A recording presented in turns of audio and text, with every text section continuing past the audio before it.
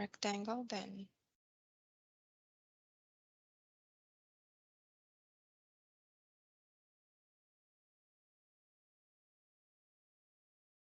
Hello, good morning, everyone. I think we'll wait maybe a couple of minutes before we start, maybe a minute or two. I think people are joining, and then we can start.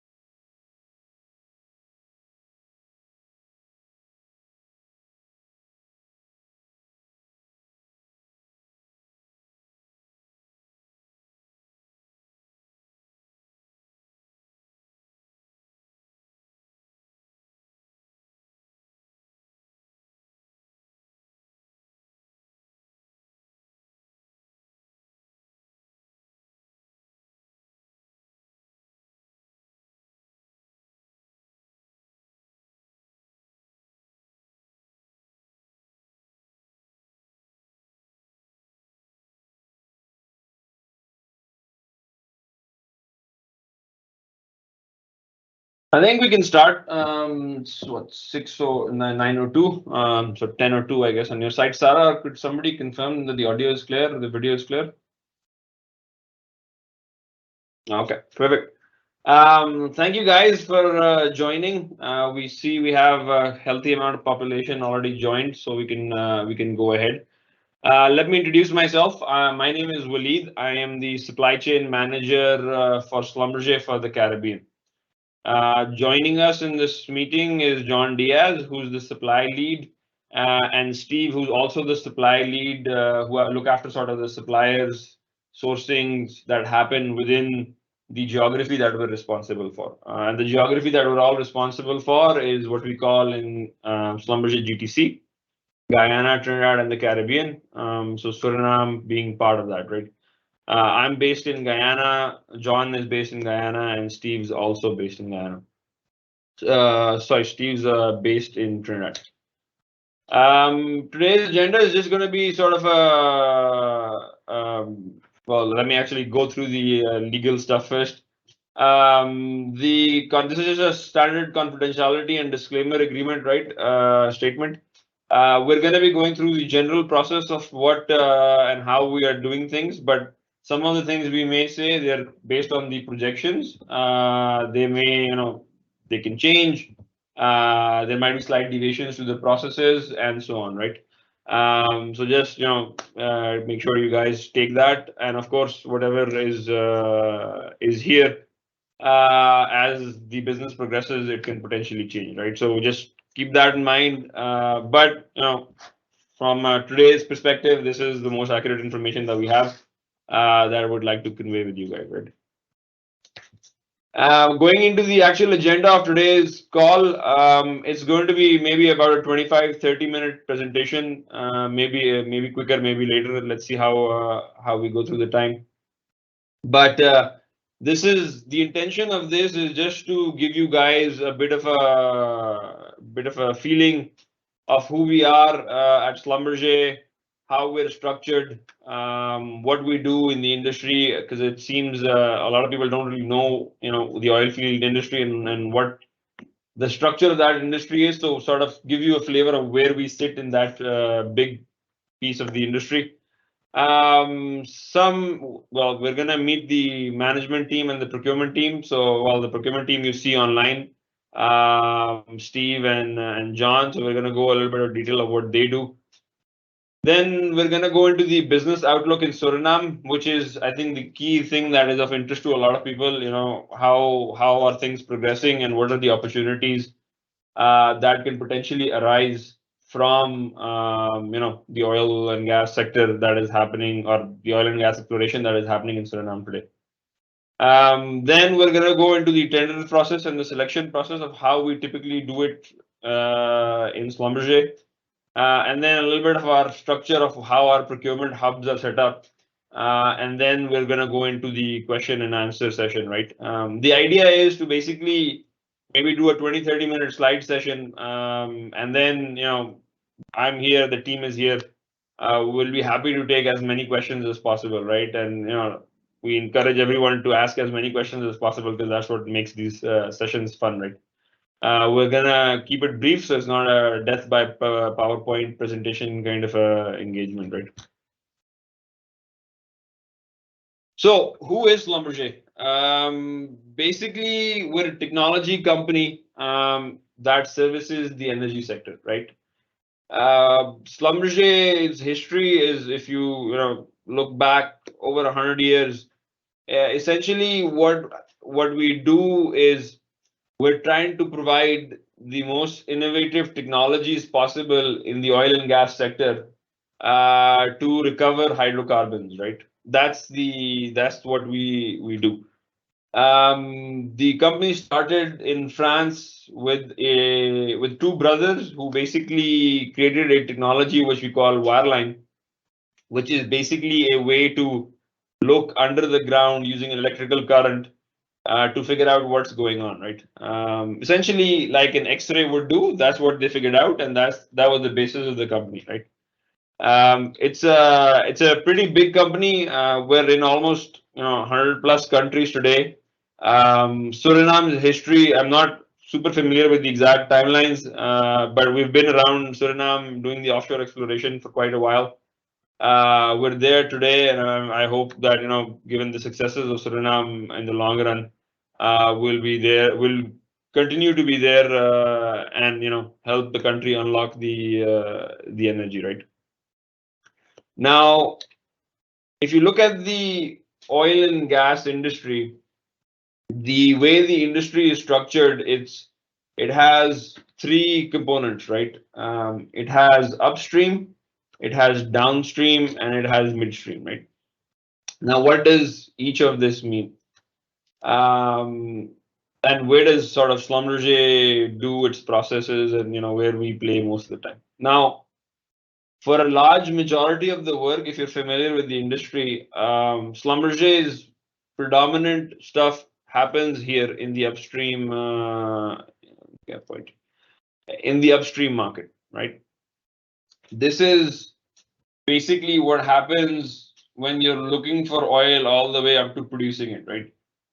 So we have seismic, we have drilling, we have mud, we have wireline, we have bits, etc. Right? Now, all the upstream work is the work that happens offshore on the rigs.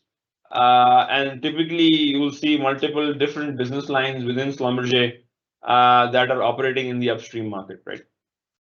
We have some amount of work in the midstream and downstream market, but that's not where we're predominantly operating, right?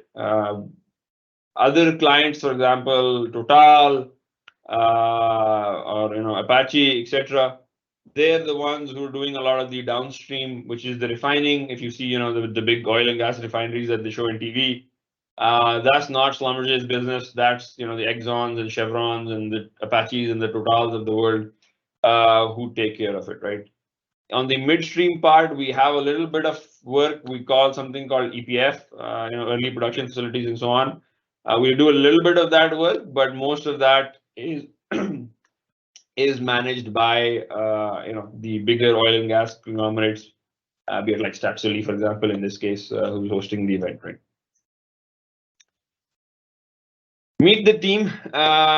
So we've got a significant setup in the region. This management team is what we call GTC. Guyana, Trinidad, and the Caribbean. So our headquarters for the region is based in Guyana, right? We recently relocated the headquarters from Georgetown. Today we're in, from Port of Spain, or actually San Fernando in Trinidad to Georgetown, Guyana. That region looks after the whole geography of GTC, right? Guyana, Trinidad, and Caribbean. So on the top, we've got the managing director, Ernesto Cuadros. He is the managing director for the region, looks after the whole business. He's basically the director of operations. Then, as I discussed in the upstream piece, we've got what we call DGMs, or basically these are groups of services that we provide, right? So we've got 4 different managers of those services in each group. We've got Fermin Carranza. He's the drilling and measurements, bits, fluid, cementing, and mud logging.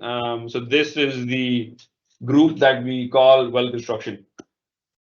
Then we've got a manager who's Narendra Ramcharan. He is the manager for reservoir performance. And you can see, I mean, we're not going to go in through all of them, but you can see the list of services that Schlumberger provides here and under the respective portfolios, right? And it's quite significant. We've got drilling, we've got bits, fluids, cementing, mud logging, slickline, coil tubing, testing, pumping and simulation. We've got completion services under what we call a production group. We've got wellheads, subsea, walls, production chemistry. A lot of the a lot of the software side is under D&I, which we call digital and integration. So these are the guys who are sort of dealing with a lot of the internal software that we produce in Schlumberger to optimize reservoirs or to drill and so on, right? So the D&I guys look after that. In the middle, in the yellow boxes, we've got what we call functions. So the standard functions that you see, HR. You've got me here, the supply chain guy. We've got finance. We've got a local content manager. We've got a legal team. And then we have the respective country managers. I think Sean had another engagement, so he couldn't join us. But the country manager for Suriname is based in Paramaribo. And that is Sean Herrera, right? If you guys are an existing supplier with us, you've probably seen him or had some level of engagement with him. He sits there in country. We actually opened our first office last year, or actually this year. So, we're starting to build some kind of a local presence as well. And this is testament to the fact that, hopefully the business is growing in Suriname. And there's many more opportunities to come from that country, right? So I think this is something that was important. A lot of people ask us, how can you get in touch with the supply chain team? And rightly so, right? So there's 2 ways of getting in touch with us. You can go to, well, I'll start with the right-hand side first. If you go to schlumberger.com, contact us, and then you scroll down to this button and put speak with supply chain.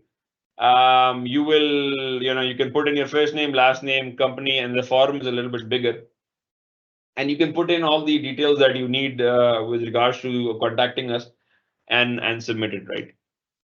What this will give you is basically, what this triggers is an email that comes to myself, to Steve, to John, asking for whatever information that is required from a vendor, right?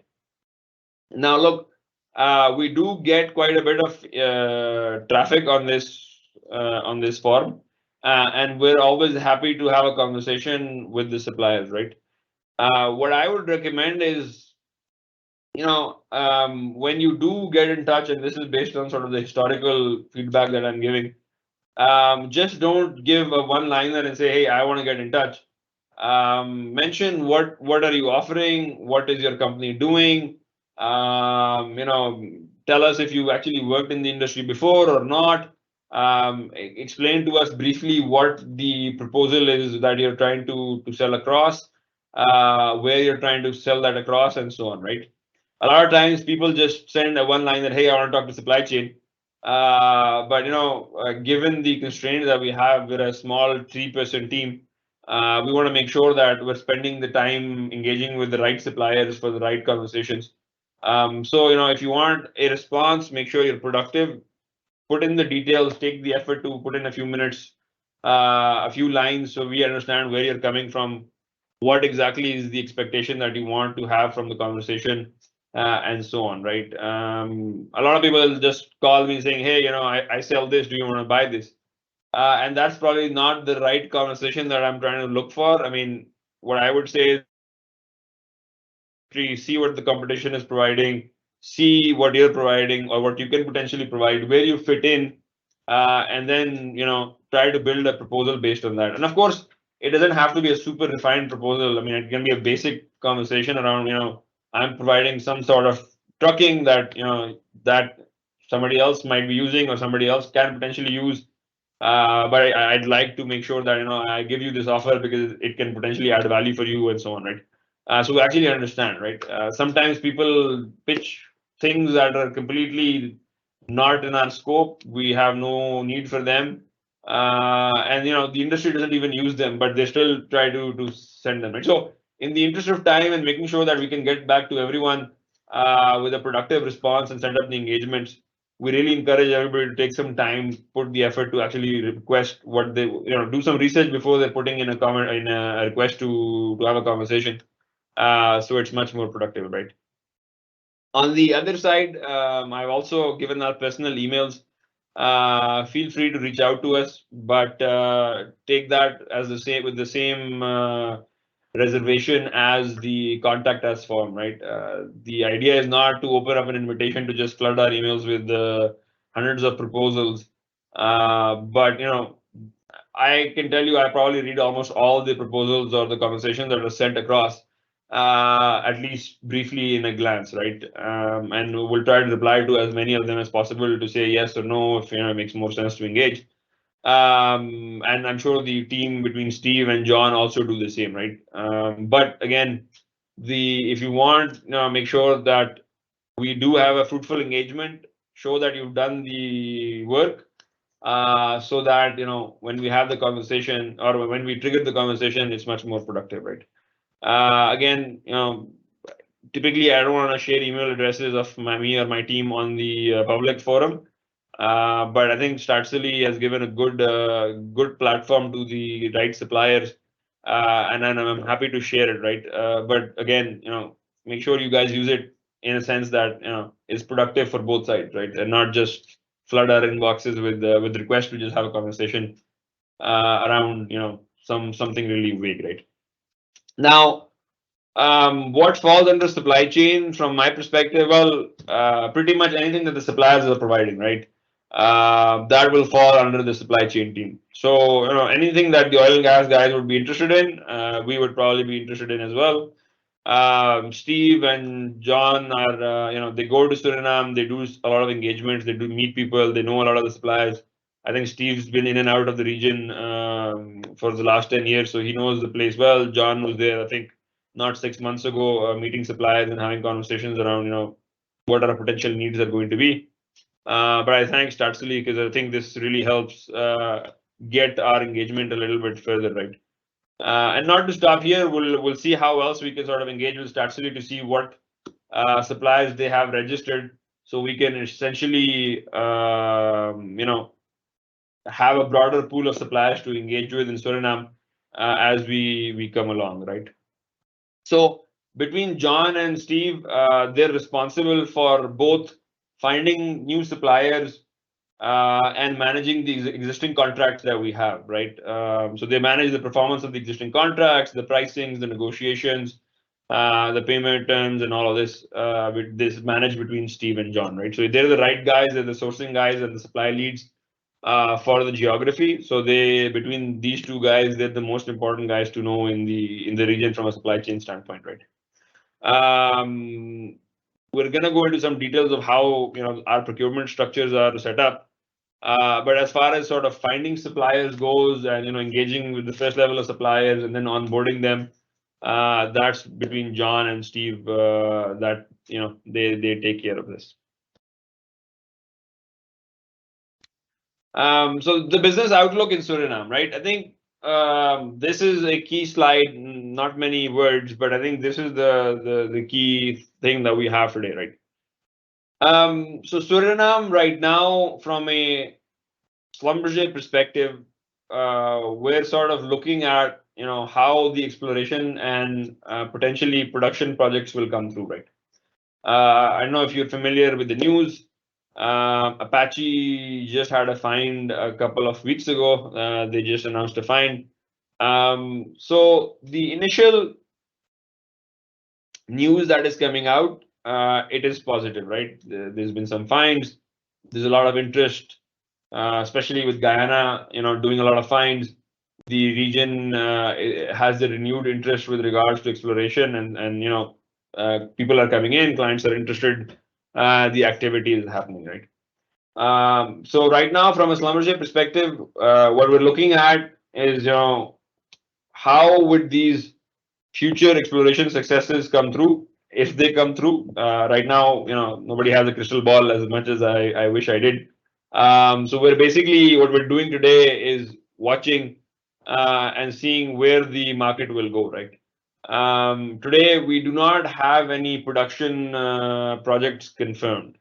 Now, if you're familiar with the industry, there's two things. There's exploration and then there's production, right?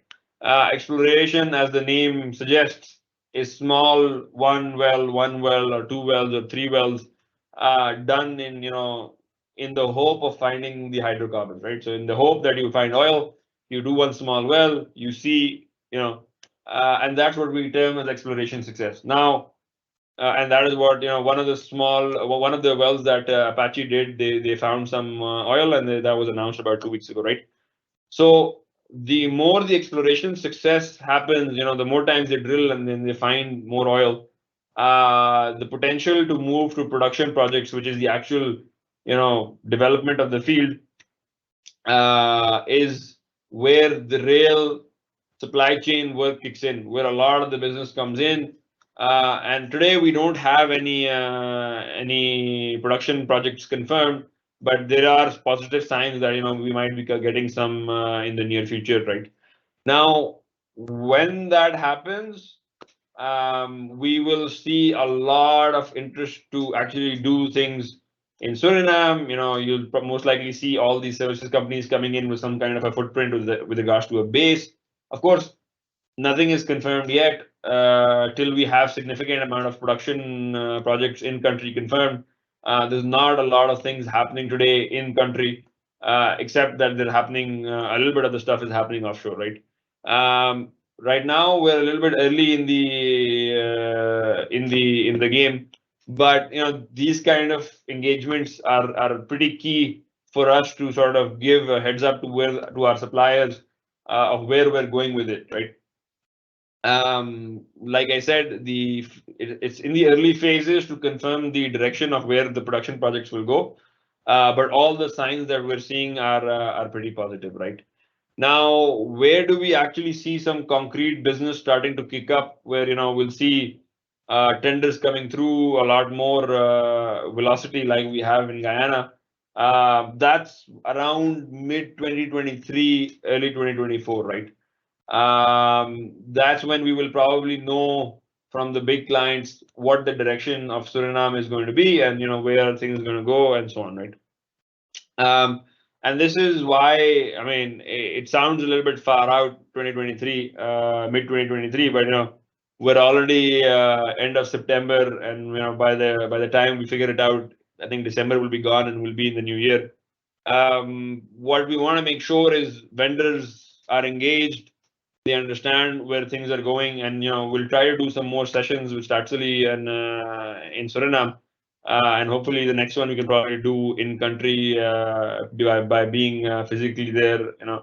But the idea is essentially to start having these conversations with the vendors, so they know who we are, we know who they are, what their capabilities are, what their capabilities are not, where we can make some commitments to bring some new capacity into the market, how can we support, and so on, right?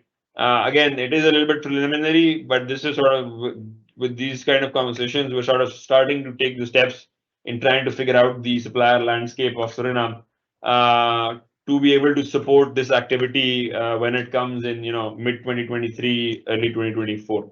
And of course, this usually happens exponentially as the projects are confirmed, production happens.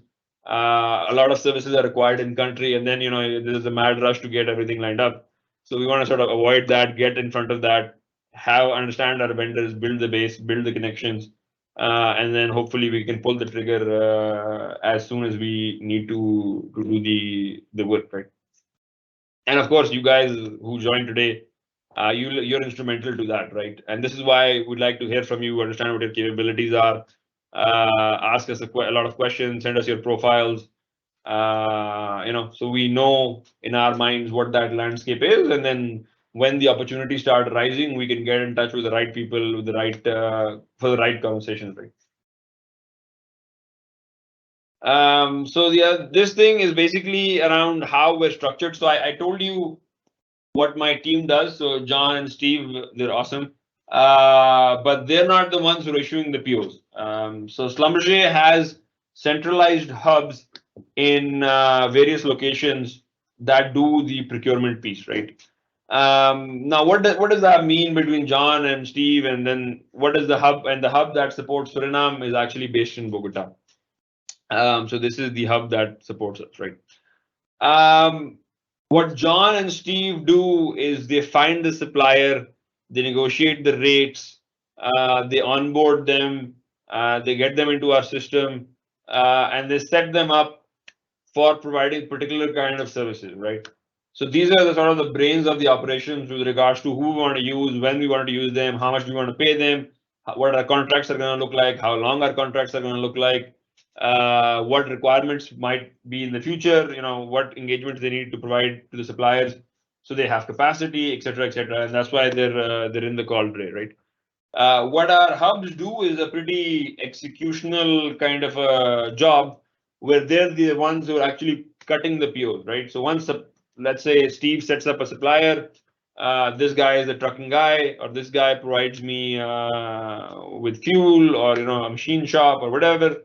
Steve will work on the contract with the supplier, he'll set it up, and then he'll put it in our system, right? And then whenever somebody from the operations, from one of the divisions that we talked about, the 4 divisions, wants to execute a service, then they will contact the hub. The hub will issue a PO, and the vendor will do the service based on that PO, right? The payment also happens exactly the same way. The suppliers will upload the invoices, and then the hub in Bogota takes care of processing of the payments and so on, right? So from a perspective of the supplier, everything really that is of consequence happens here.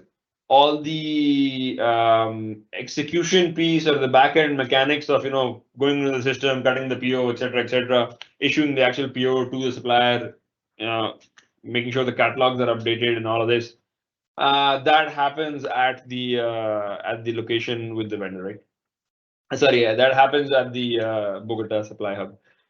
There are exceptions. They do some level of sourcing, which is like when there's very small amount of things to be procured with low amount of spend. Those guys in Bogota will actually go out and try to find a solution, but they will only do it for these services or the vendors that they will only go and search with the vendors that are already onboarded in our system. So any existing vendor, for example, I need to procure a TV, and we have 3 or 4 vendors in the system that we think can procure the TVs. Then they'll typically go to those 4 vendors, whoever has the best price or lead time, etc. They will go through and do it, right? Now, going into a tendering process, so we, based on the frequency and the amount of money that we want to spend on a particular project, Schlumberger has some internal, classifications that you can see at the bottom of how we sort of manage that process, right? Typically, when it's very, very small things, below $2,000, we won't even quote them if we need them urgently, right? Most of the times we'll get 3 quotes, but for anything big, of course, we'll go and do a full tendering process. Now, this on the top basically talks about when we do big projects, big contracts. That is something that is over $100,000. We do something called a full sourcing event. And the full sourcing event is actually a tender that is run through a system called Ariba. I'm not sure if you guys are familiar with the system, but a lot of the guys, a lot of the oil and gas companies and other companies use what we call Ariba, which is a third-party system to manage their procurement bids in the market, right? So it's a fairly common system. Whenever we want to, onboard suppliers and so on, we provide extensive training on how to use it, and provide guidance and support around it to make sure that any suppliers who have not had the ability to access Ariba, they can do that and navigate through the process. But it's pretty intuitive. But of course, sometimes some guys need help, and there's a dedicated team that is there to support that endeavor, right? So what does it? How does a full tender sort of look like? A full tender is essentially, first of all, we figure out what the need is, and then based on what the need is, we come up with a tender matrix, right? Now, a tender matrix is essentially I think I had a picture of a tender matrix somewhere.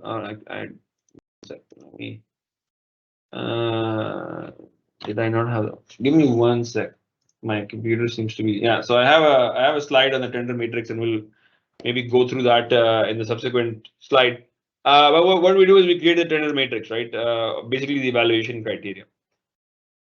After that happens, what we do is we call an expression of interest. So this is a typical EOI.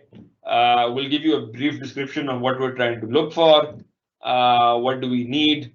Be it a service, be it a good or commodity. This is not a request for an actual quote. This is just a request for suppliers to provide potential information around, can you provide that good or service, right? And typically it'll have a few criterias. So to give you an example, we did an EOI in Guyana a couple of months ago with regards to installation of solar panels, right? So we asked a couple of questions. Hey, do you have past experience in this kind of domain? Do you have any certifications around it? Do you have any clients that are in the oil and gas around it, et cetera, right? What are your technical qualifications? Are you a local vendor or not? Are you a foreign vendor? What's your presence in country? What kind of footprint you have? Some basic 5, 6, 10 questions, depending on the complexity of the tender. That once we launch that out, we provide typically an email that you can send that information to, and then what happens between that then and the opening of the tender is we shortlist the vendors, right? It doesn't really make sense, and it's not practical to open a tender to everybody who has sent out an EOI. The idea is basically to validate and vet the suppliers to make sure that they sort of land in the ballpark of what we're trying to get at, right? So, for example, if you're trying to do something technical and you tell me that you're a company that produces, or it produces something completely different out of the domain. If it's something that's super technical, that is most likely something that we will not consider you for. But something that's a little bit more general. So, for example, basic contracting, simple construction, and so on. If you have some level of experience in contracting, then of course, depending on the complexity of the project, we'll do the selection, right? And then on some things, there is no prior experience required, and we're happy to set up new suppliers who not had that experience before, but are willing to go through the organization and make the commitment and so on, right? But that really depends on the risk versus reward versus the overall particular tender that we're talking about, right? Super technical tender, will lead towards somebody who has a lot of experience, can show quality, has done that work, and so on. Something a little bit more general, we're a little bit more relaxed on the experience side of things. But again, we get sometimes comments about, hey, I want to start a trucking company. but the person has no trucks and has no company, right? But they just want to start something. So typically those are not the vendors that we would be able to do something with, unless it's a very specific engagement that you're looking to do something very specific, partnered with Schlumberger. I'm open to those conversations, but like I said, right, it cannot be that you come to me and say, hey, I want to open a trucking company. What can you do for me? But if you want to open a trucking company and you think Schlumberger should be interested in that trucking company, do some research, think what your value added proposal is going to be, see how you're going to differentiate yourself from the market, what value you bring to the supply chain, and then let's have a conversation, right? And then even if you have no experience, but you have a good idea that you think you can execute, I'll be happy to engage, and if it makes sense, we can actually make it happen, right? Same with John, same with Steve. What I'm really looking for, and is a message that I want to pass pretty strongly, is look, think of innovative ways of doing things that add efficiencies in our supply chain, right? That's the easiest way to get onto the Schlumberger AVL, right? Think of what you can provide, what your value proposition is going to be, what your differentiator is going to be, right? If you're a trucking company and you have 3 trucks, and there's another trucking company who has 5 trucks, and another trucking company who has 6 trucks, what is the differentiator that you bring to the table that sets you apart from everybody else, right? Is it HSE record? Maybe it's your HSE processes, right? Can you demonstrate that your HSE processes are much more mature compared to the other vendors, right? And again, we're willing to even help and engage and build some of those processes, but of course, it really depends on the conversation and what each of the suppliers are bringing to the table and what we bring to the table as well, right? So again, on the vendor shortlisting, so we'll go through the EOIs, and we get hundreds and hundreds of EOIs. So we try to give feedback to as many people as possible. Sometimes some people do get missed out, and I do apologize for it. But as you can see, between me, John, and Steve, we're handling 3 countries, and not just the sourcing, but also the supplier management piece, right? So sometimes it's not practical to give detailed feedback to each person who sent out an EOI line by line, right? But of course, if you find that you were somebody who you really thought could make a difference, feel free to send me an email directly on my inbox, and I'll try to get back to you on why you were not selected and so on. But we do try to give some general feedback as much as possible to the guys which don't make it to the shortlist, right? So once we have the shortlisting done, we do the actual tender opening. So this, for people who are in the public domain and not already existing AVLs of Schlumberger, we will open it, like I mentioned. Even internally, we open it through Ariba, right? What Ariba will do is then it's a fully transparent process. Everybody gets the same information. Everybody attaches the same format. Everybody attaches the same documents. We don't have access to see the pricing or any of the terms and conditions. Neither does my team. It's a very, very transparent process, and when it closes, only then do we have the ability to actually do the evaluation, right? So based on the evaluation, and we'll talk about the matrix in the next slide, the evaluation is basically done on the tender matrix. We do the award, right? Depending on the commodity, the spend, we might do a few rounds of negotiations, or we might even do rounds of negotiations between 2 suppliers that were shortlisted in the Ariba tender, right? And then the ones who are unfortunately not awarded, they're sent out some detailed feedback with regards to why they were not awarded. And of course, then we move to the contract phase. And once the contract is signed, we do the execution, right? From a contract perspective, we have pretty standard terms and conditions, but we do negotiate some certain level of T's and C's with regards to individual vendors, depending on the commodity, the spend, and the size of the vendor, and so on, right? So yeah, that's our typical sort of process. But this only happens for we do a full tender process with a public EOI, which is the expression of interest, when we have large amount of spend with some type of particular commodity, right? It's not really practical if we want to buy something for $2,000 that we go to the market and do a full public tender and so on. Of course, agility is required, so you want to make sure things happen quickly. But that said, when we're onboarding suppliers, we do that, right? So if you want to onboard a supplier that can provide a lot of the small things for a particular commodity, that spend can add up. So we're happy to try to sort of add more suppliers and have a vendor base, right?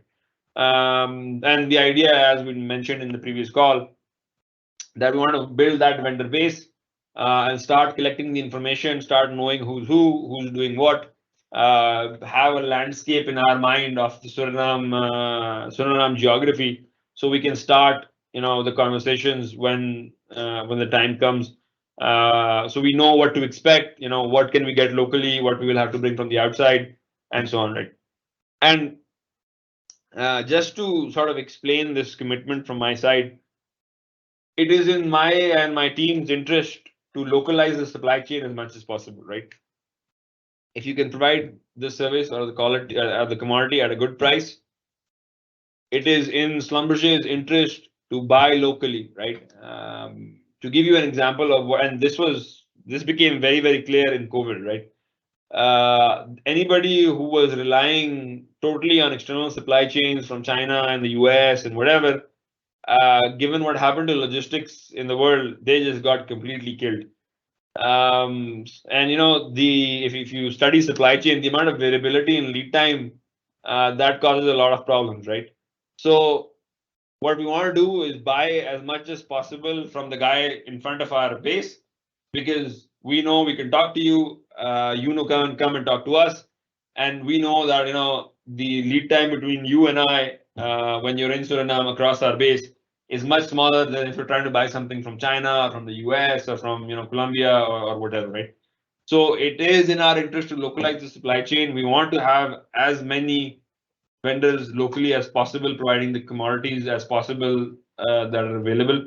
Of course, we don't want to have 20 vendors for one particular commodity that maybe we spend $100,000 a year with, because that between us would not make sense, between me, John, and Steve, to manage that many vendors for one commodity, right? But what we really want to do is have 2 or 3 good vendors for each of the commodities that we procure, right? Today, because there's no development work, a lot of the work that is happening around Suriname is around trucking, around custom clearance. We have an office, so we're renting some office space. We have housing. We have a lot of people moves that are happening. Of course, catering, food, some security. So those are the services that we're doing a lot of the. We have done a lot of the procurement around. But as the phase progresses and we hit sort of the Q1 2023, we'll see a lot more big tenders around machine shops, warehouses, around large amounts of fleets. Those will start coming in as Suriname progresses. But depends on of course, the exploration success and the production success of where we land with Suriname, right? Fingers crossed, and hopefully we'll see a lot of business like we're seeing in your neighbor in Guyana come to Suriname soon as well. So we talked about this a little bit, the tender evaluation matrix, right? The matrix is specifically tailored for each individual type of tender, right? The idea is that we set up the matrix before we actually do the tender, so we're very objective in trying to ascertain which supplier to select, right? And this just gives some examples, but the list that we use is pretty exhaustive. And then we have maybe a list of 100 criteria that we can sort of pull the ones that we really need for that particular commodity, right? And just on top of my head, I can give you some prior work experience or oil and gas clients. If there's technical commodities required, for example, when we come out with a tender of a machine shop, we want to see what the technical capabilities are. We might even do some technical audits to try to give you a scoring based on what your technical capabilities are. Safety is something that we really do and is paramount around everything we do in the oil and gas around Schlumberger. We actually have a saying: we're not safe, but Schlumberger is safe. So we go over and beyond on safety to see how the company's safety culture is, and so on, right? Of course, price plays an important factor, but I just want to make sure everybody understands that price is not the only criteria, right? Quality is a metric with regards to history, service quality, timelines, how quickly can you provide it, lead times, and so on, right? Like I mentioned when we talked about COVID and China and so on. Uh, yes, China could provide it cheaper, but it doesn't make sense if it takes hours for you to no hours, sorry. If it takes 6 months for you to get your product, that doesn't help anybody, right? So lead times is a key thing that we look at. Of course, local vendors is a criteria for us, and it's definitely something that we use. If you're a majority Surinamese owned vendor, that's a plus point, and that's an evaluation criteria that we definitely consider. Women owned or businesses, we're welcome to, and this is an initiative that we want to really take on, is increase the gender diversity in our supply chain, right? We see a lot of men-owned businesses, but we really encourage women-owned businesses to come forward, and that's definitely a criteria that we keep in mind. And then, of course, on the women-owned business side of things, we actually even want to engage to try to help build you up. Even if you don't fulfill some of the criteria, we'll try to make sure that we can help build those up as long as you have the willingness to do it as partners to try to bring a little bit more diversity into our supply chain, right? So based on the criteria that we select for the individual tender, we try to give scores to each of the vendors based on the submissions, and that's why we say, when you do a submission, make sure you give in all the details that are required. You provide all the information that is needed.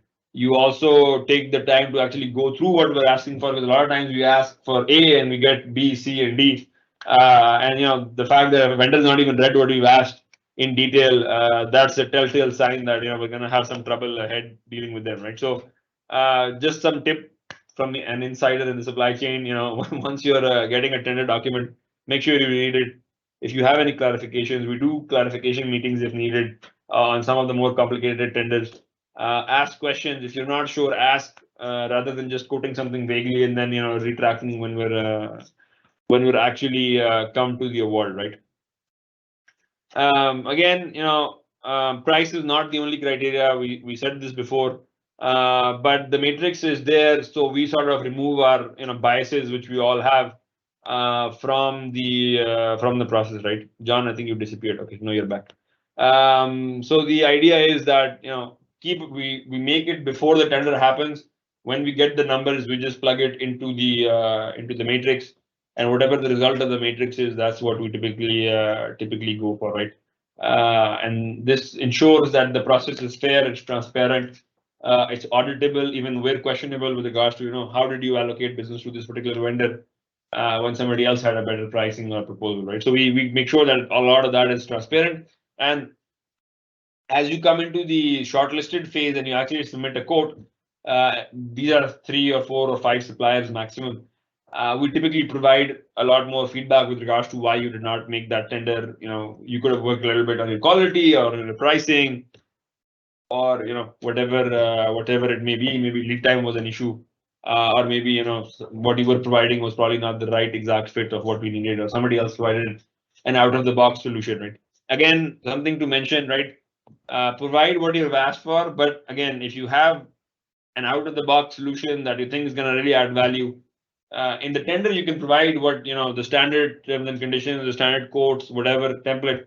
But then feel free to throw in another one saying, hey, yeah, I know you asked for this, and here's the number. But if you do it this way, we have a better proposal that we think that can add value to you and can add value to us. And that I'll be happy to go over it, and if it makes sense, I can tell you we can completely change the direction of the award, right? And that's it from my side. I think what time are we at? Yeah, I think I took a little bit longer than I anticipated. But I'd like to open it up for question and answers. I mean, look, there's no wrong questions. Please feel free to ask as many questions as possible. Myself, John, or Steve will try to answer. But please keep it as interactive as possible. And hopefully this session has provided you some glimpse of what we do on the supply chain side, and we look forward to your questions.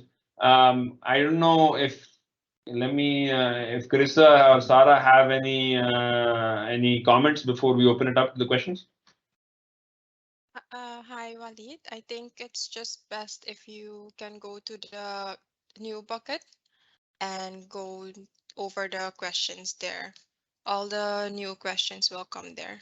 And then you can just read a question out loud and then answer. Okay, perfect. Yes. Thank you. So I see Brian's asking a question. Good morning. My name is Brian from Arlord Homes.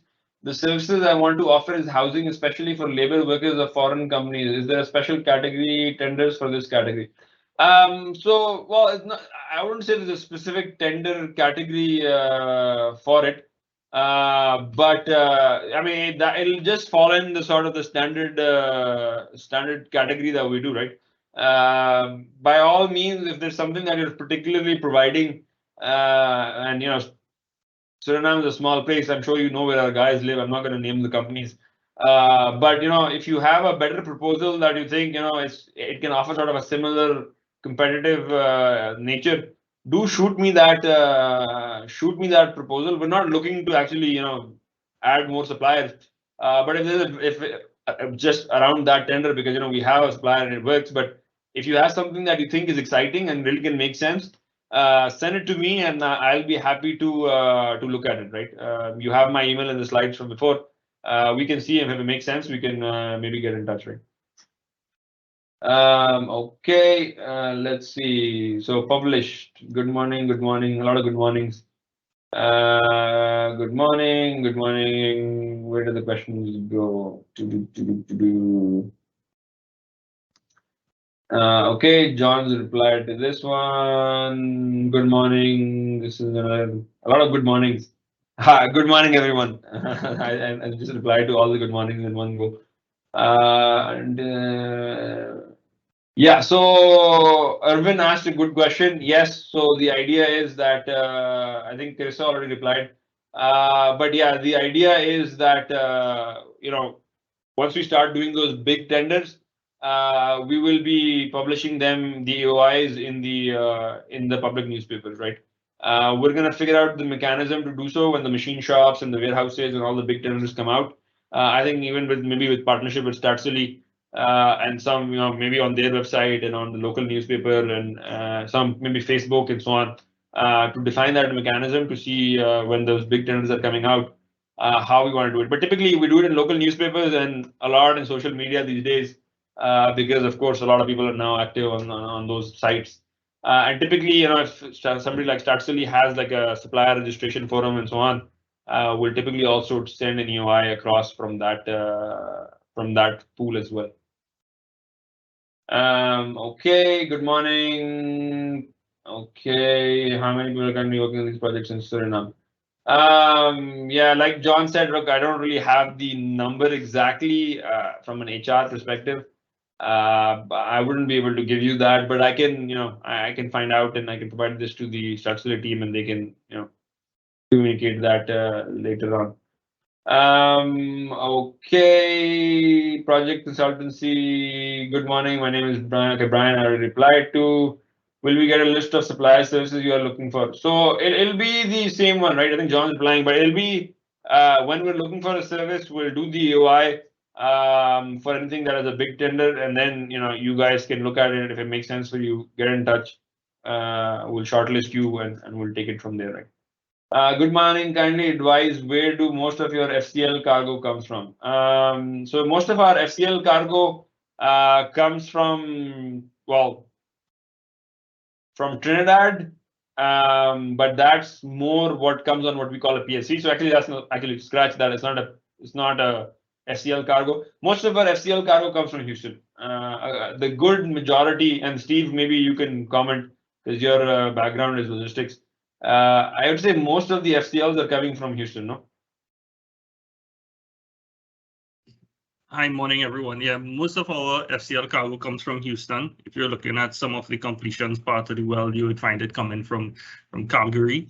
A lot of you will find a number of shipments also moving within the Caribbean, either from Trinidad or Guyana into Suriname as well, based on the project demands. But majority of it you would find moving from Houston. So yeah, that's a good point, right? I'm always looking for better ways to move cargo between Guyana, Suriname, and Trinidad, right?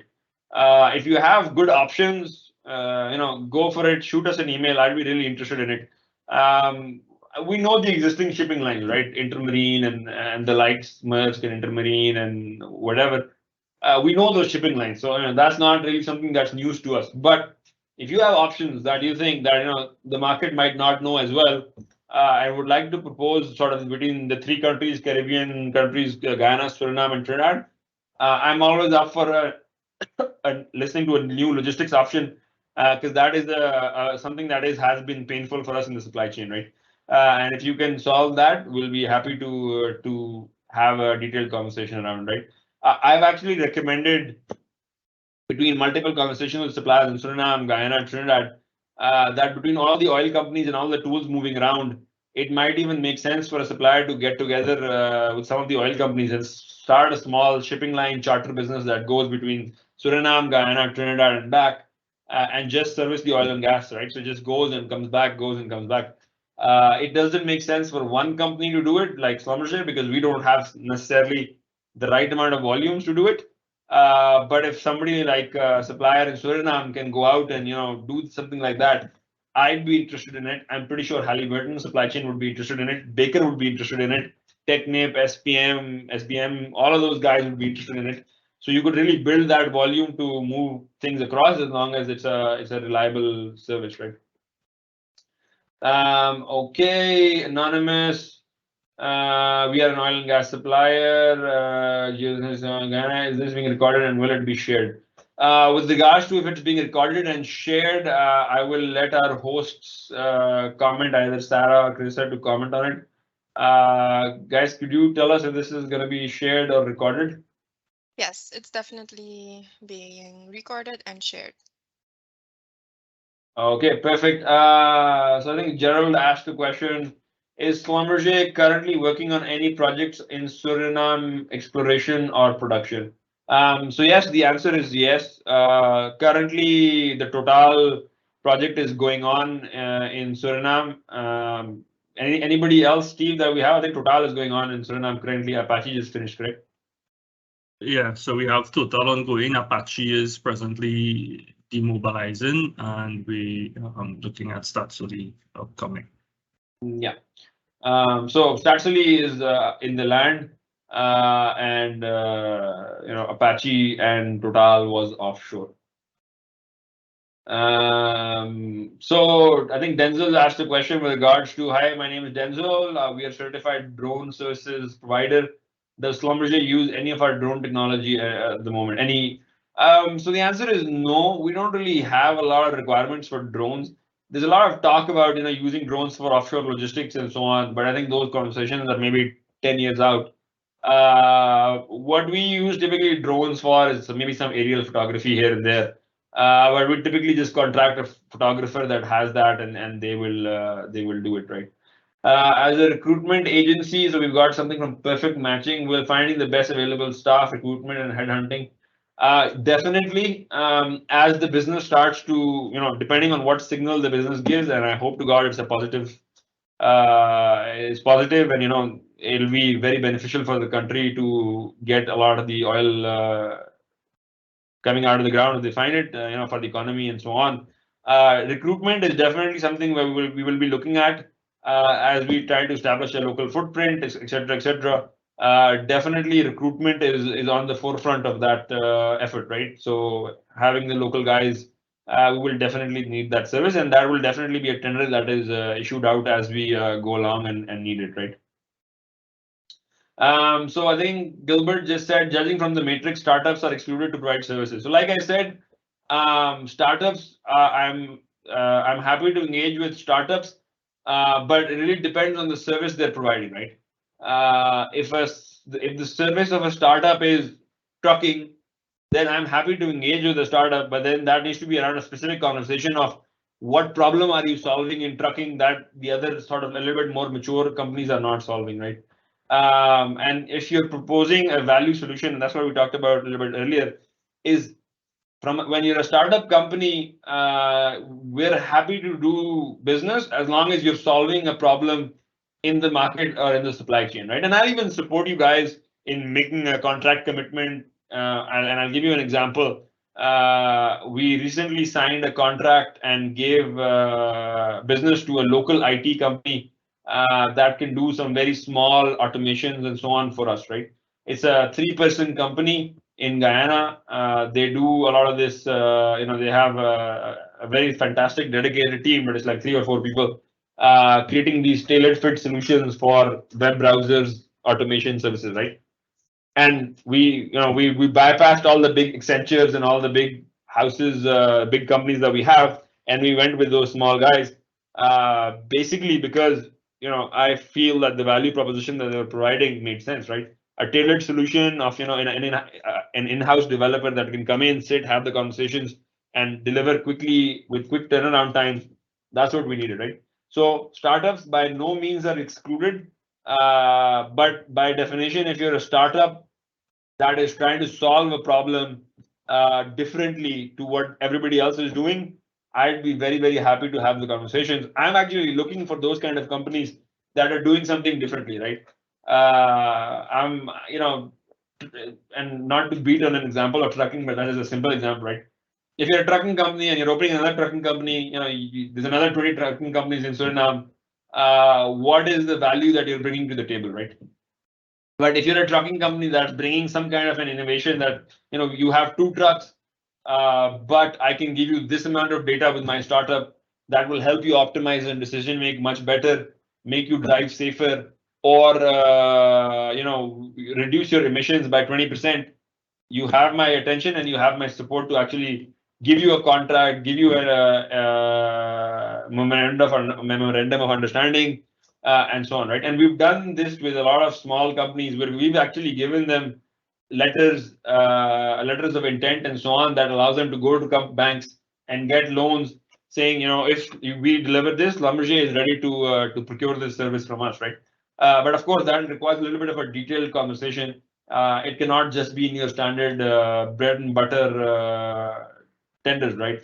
For example, if you're constructing a base and the base is $20 million and you say you have no prior experience of construction, you depreciate that. I would not take a risk on a company that has never constructed anything on their life before to do a $20 million project, right? But of course, if you're a startup in construction and you're doing something which is maybe a $30,000 job, and you say, hey, I'm a startup, I do this in a certain kind of way, maybe I use recycled materials, would you be interested in trying us out?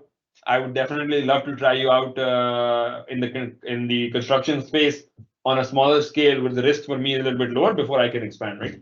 But again, by no means actually startups are encouraged. As long as they solve a problem that we're looking for, I'll be happy to engage. And I'm sorry I went on to a little bit too much on this question, but it's a question that I find quite interesting, right? So definitely startups are not excluded. I would like to know if you are interested in fruit juice producers as a supply chain, example, fruit drinks for staff. I not at this particular time I can find out, but I don't think we have maybe water and so on, but I'm sure we have a particular supplier that already provides that. So not at this time. Short-term satellite communication services. So we don't really need it at this moment, but definitely if a tender comes up, we'll be in touch. But I think somebody said, okay.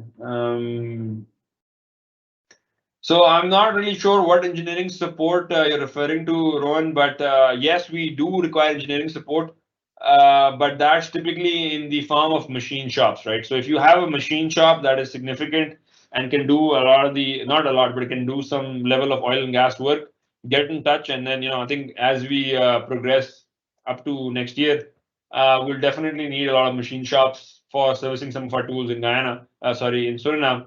And like we did in Guyana, recently new machine shops were onboarded, we brought them up to the standards. We'll be happy to do it, right? But what kind of specific engineering you're referring to will really depend on what you're offering, right? Yeah, so Brian is gonna be, you can send it to me. I think the session will be recorded and shared, so that has my email address, and we can have a look at it, right? What else? Non-hazardous waste recycling. No, definitely, I think non-hazardous and hazardous waste is an area of definite interest that will come up once we come to the point of actually producing waste in Suriname, and it's definitely something that we can look into, right? Okay, tell us this. Cargo provider, air cargo to us from Suriname, operate through a hub in Miami. You can advise what kind of moves by air. Yeah, you can send me your profile for sure. Let me have a look at it. I mean, I would say maybe 20% of our cargo moves through the air channels.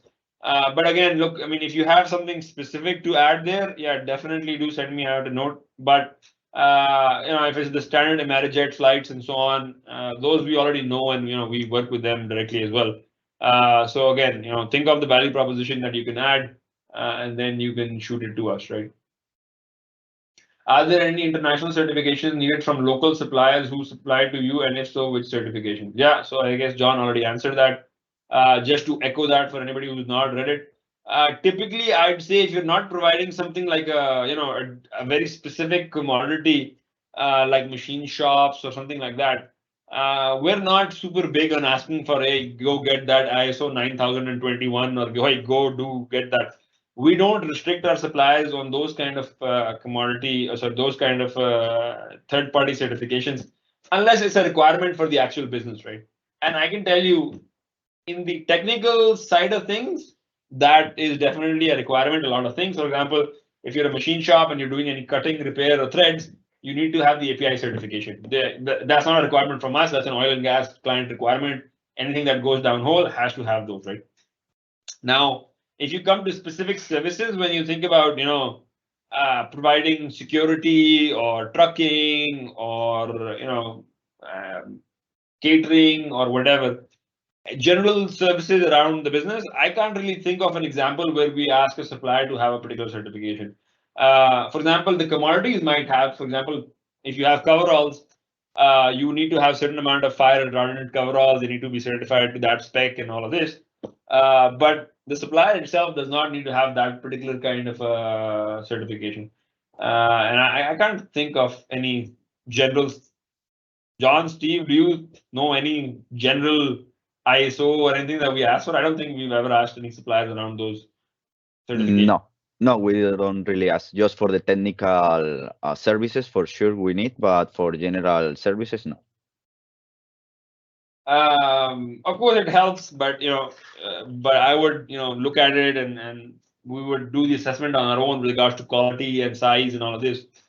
We typically don't rely on third-party certifications. Okay, what else? Got it.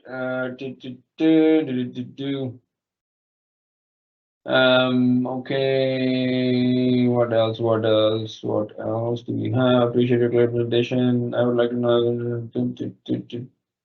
I think we've replied to most of them. I think somebody had talked about we buy cleaning and detergent locally, such as soap, liquid and detergents. Yeah, I think we do, but I think we already have the landlords that we have typically take care of those things. So it's not something that we're really, maybe when we open a bigger base, we might definitely have it. Okay. So I would on the HR. So the question is there any need for services in project management, strategic management, and or HR consulting? Typically, I'd say no. We manage our own projects unless it's like a construction project, because all our projects are very specific startup oil and gas, which most the people who have expertise in those are us. It's not third parties, right? It's we know how to start up the projects. But HR consultancy and so on, I've not really seen it. We do lean on HR consultancy from a legal framework perspective for each of the local countries, trying to figure out what our local regulations are, making sure we're complying with them and so on. And we use third-party companies for that. That's typically the only consultation that we'll do from a third party from an HR perspective externally, right? Okay, well, Bridge Medical Group is our medical services being outsourced on project locations and our local medical resources. Yes. So typically, yes. Once we get into a location, we'll outsource that to a third party, and that's definitely something that I think we have a contract with a local hospital. But I think definitely because we don't really have a lot of people. I think we have maybe 5 or 6 guys who are actually in Suriname at all times, but most of our guys are offshore. But once we come in with a significant amount of footprint, we'll definitely be interested in medical providers who can manage the case, do drug and alcohol testing, TB testing, maintain the records of the guys, and so on, right? Okay, what else? What else? Did I miss something? For medical and laboratory equipment and disposables, can you inform regarding your logistics after your purchase? Is there a pickup or a display that? Well, it depends on the commodity. Look, I mean, if you're in Suriname and you're providing something in Suriname, ideally, yeah, I'd say, you'll have to deliver it, because for us to then pick it up adds another level of complexity in the chain. But of course, if you're outside of Suriname and we're buying from you somewhere else, then yeah, we can look at, moving it. But typically, yes, we ask the vendors, hey, we need this. Can you deliver it? What will be an all-in cost? Because it doesn't, it adds another level of coordination and work for us to send somebody and pick it up and so on.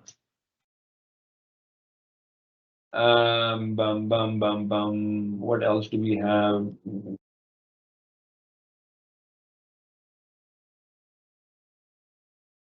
Yeah, I think we've, unless I've missed somebody, I apologize, but I think we've gone through all the questions that have come in so far, right?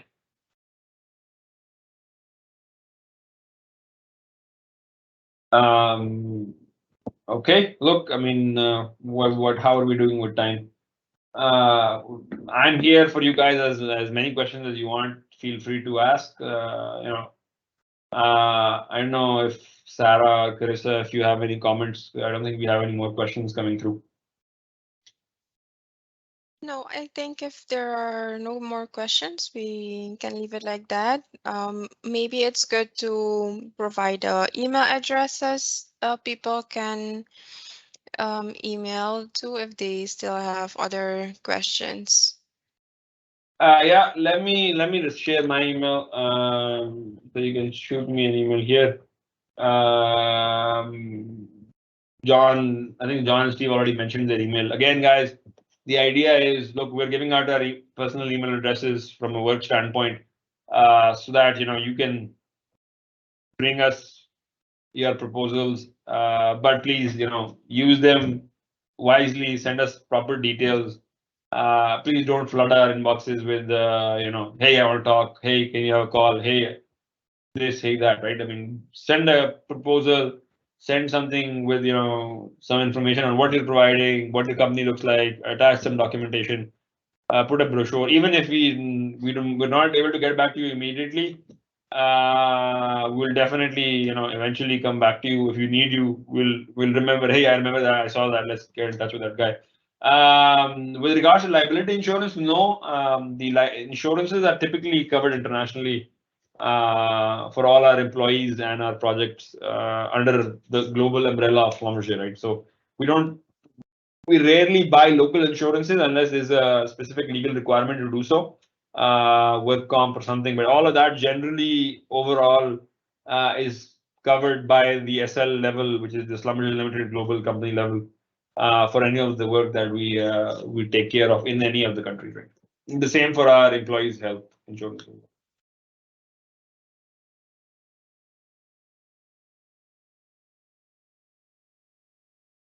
Okay, I hope the session was productive for you guys. We tried to give you a glimpse into our world as much as we could. Again, I'll just close on a note that, look, localization is very important for us, right?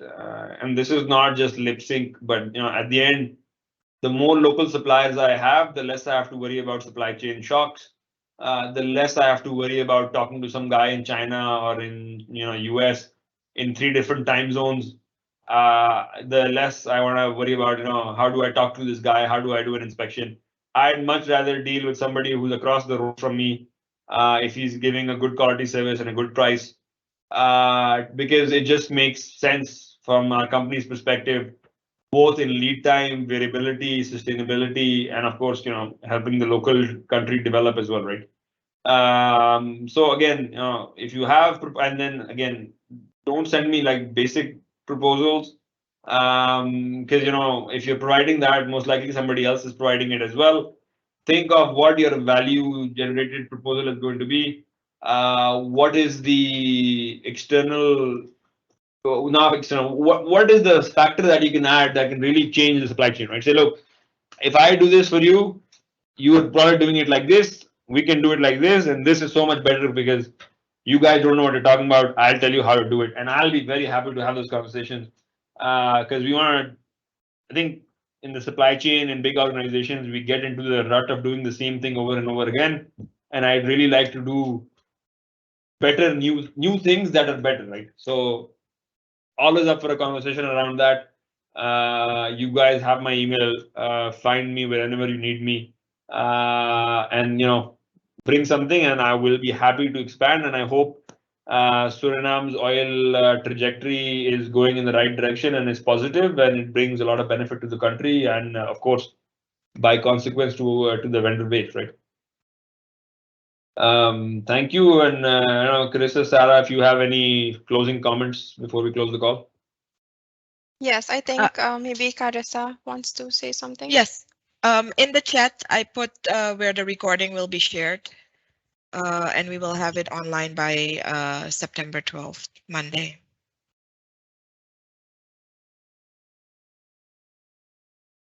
All right, that was it. Thank you guys for taking the time and listening to me for so long. I appreciate it, and thank you for all your questions. Yes, and I also want to thank Schlumberger and Wilt and his team for presenting this to us, and I hope it was valuable to all of you. And definitely when we have the next supply forums and so on, me and Steve and John will pop by, and you'll probably see us face to face. We promise we look better than what our cameras show, right? So you'll see us hopefully in Suriname next time you're at a career fair in Schlumberger. And if you do see us, please, and you've been part of the session, please feel free to drop by and say hi and say, hey, by the way, we saw the presentation or we talked about it in the Tatsali engagement that you had. It's always good to see that we're actually doing the engagements and they're actually going into the actual supplier base, right? Thank you, and have a good rest of the week. Bye bye.